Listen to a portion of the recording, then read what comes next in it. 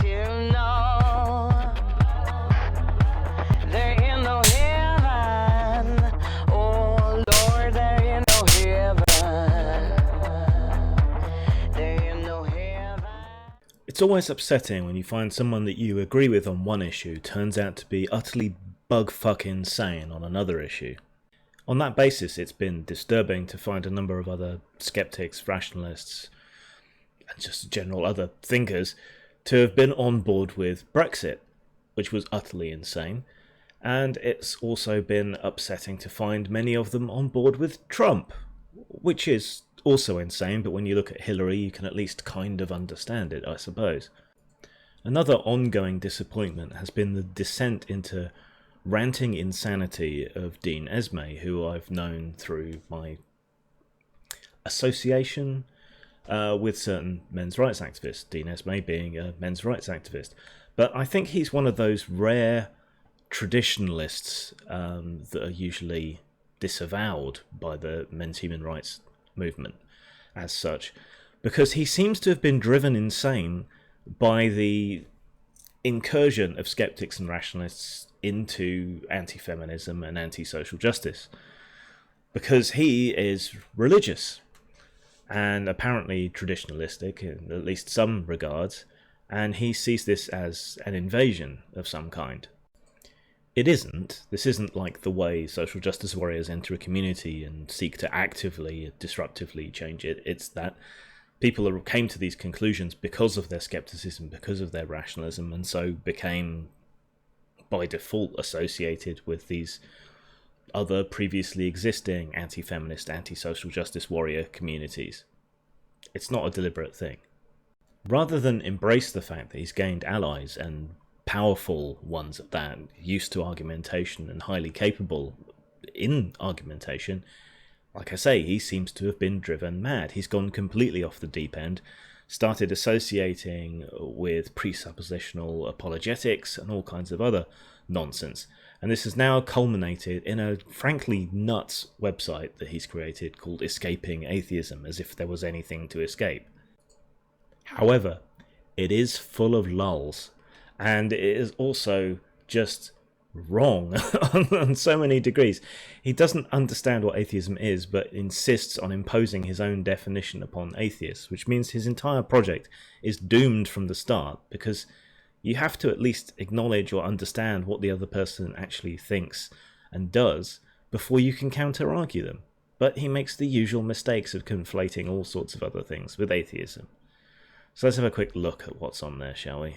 The introductory post isn't really that high quality. It kind of sets out his position, what kind of Christians they are. Small O orthodox doesn't make much sense to me, but there you go. But the juicy stuff is when they start talking about atheists. So let's take a quick look at those. So it starts off by asserting, "The fact is, most people naturally believe in God, without being prompted. Only a minority of people, many of them autistic, lack this natural understanding of God." No, there is no innate or natural belief in God. We know this because feral children have no innate natural belief in God. It's something that has to be inculcated.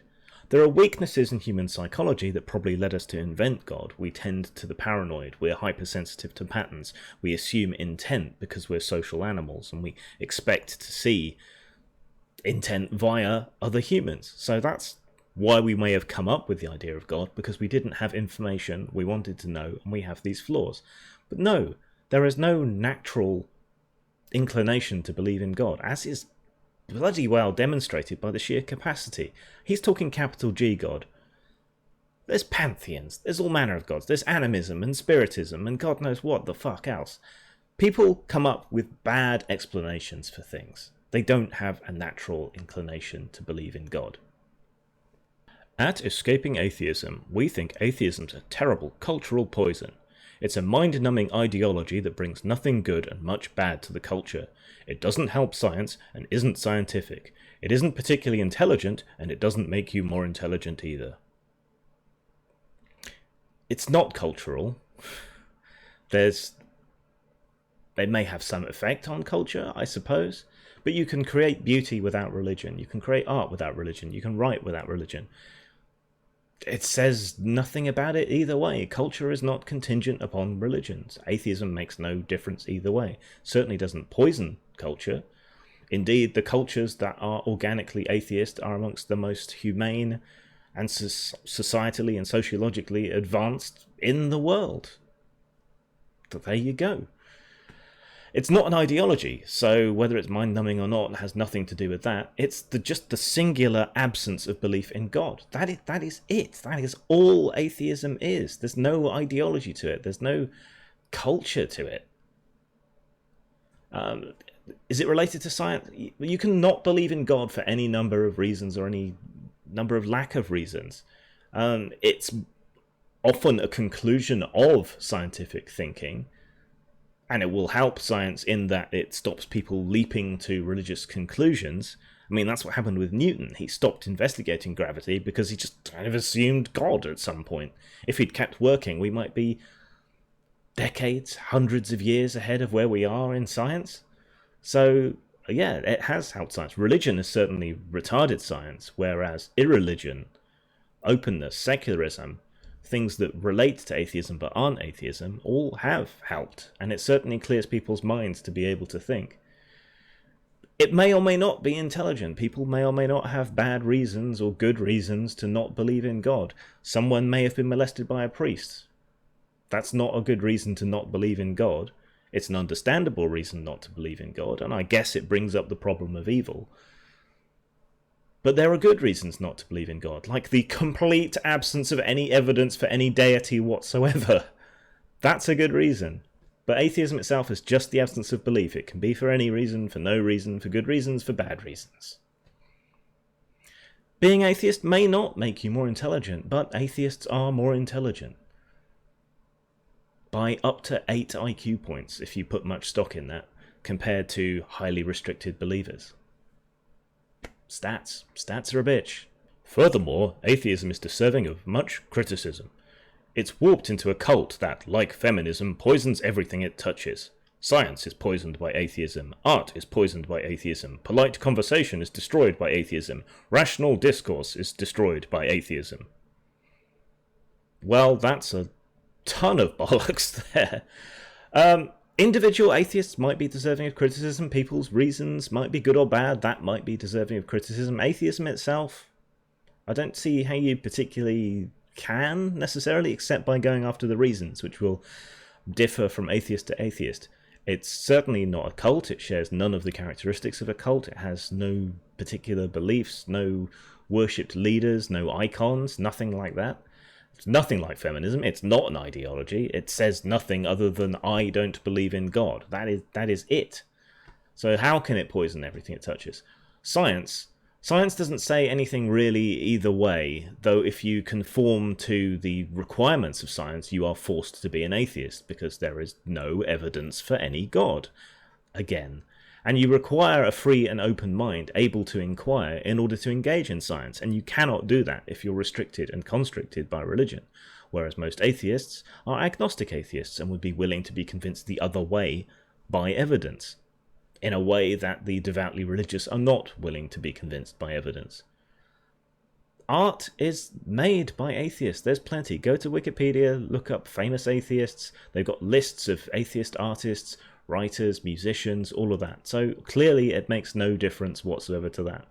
Polite conversation is possible, but not if people fly off the handle when their religious beliefs are even slightly touched upon.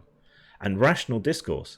One of the main things that leads people to atheism is reason, is rationalism, is logic. It's an end product of rational discourse, an inevitable end product of rational discourse.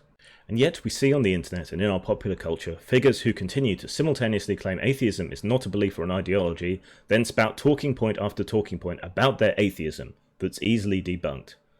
Well, I doubt that. But here's the thing. Atheism isn't the cake, it's the flour. Atheism may form part of people's belief systems, but atheism itself is not a belief system. It's an end result of belief systems, like if you're particularly hooked on science, or logic, or reason, or all kinds of other things. But it's a result, it's not the whole. There is no atheist ideology. There are ideologies that incorporate atheism. It's not a belief system, but there are belief systems that incorporate atheism. If you want to talk about something bigger and more, then you need to talk about something bigger and more, like scientism that doesn't really exist in the way that people like to claim it does, or communism, but you need to talk about that as communism, not as atheism. Atheism is just, I don't believe in God. That's it. That's it. And they say, what is it? The need is great and growing as mind-numbing, evidence-denying, science-denying, materialist atheism, often hiding under names like skeptic or humanist, even though most atheists are ludicrously gullible and often quite inhumane in their outlook. It's just nonsense. There's no evidence denying you're unable to present any evidence for a god. There's no science denying you're unable to present any scientific evidence for a god. Materialism, show me something that's not material and I'll believe in it. Skeptics, yes, we're skeptics, not gullible. By and large, people always still get fooled, but not gullible enough to fall for religion. And humanists, there's no inhumanity. You're probably judging by your religious standards. Maybe you're objecting to the fact that most atheists are absolutely fine with abortion. But most atheists are absolutely fine with abortion for good, sound, scientific, logical and rational reasons, not inhumanity. Where are you coming up with these judgments? You don't know what you're talking about. You don't know what the definition of atheism is. You're conflating all kinds of other things with atheism. You're just wrong. And you're never going to be able to make any kind of cogent argument so long as you start from this basis of being wrong. And that frankly, is the whole problem with religion. Zang. If you like what I do here, please like, subscribe, share on your social media, and if you feel so inclined, you can support me on Patreon at Grimitube. My main website is postmortemstudios.wordpress.com, and there, or on Twitter, you can keep up with me and everything that I'm doing.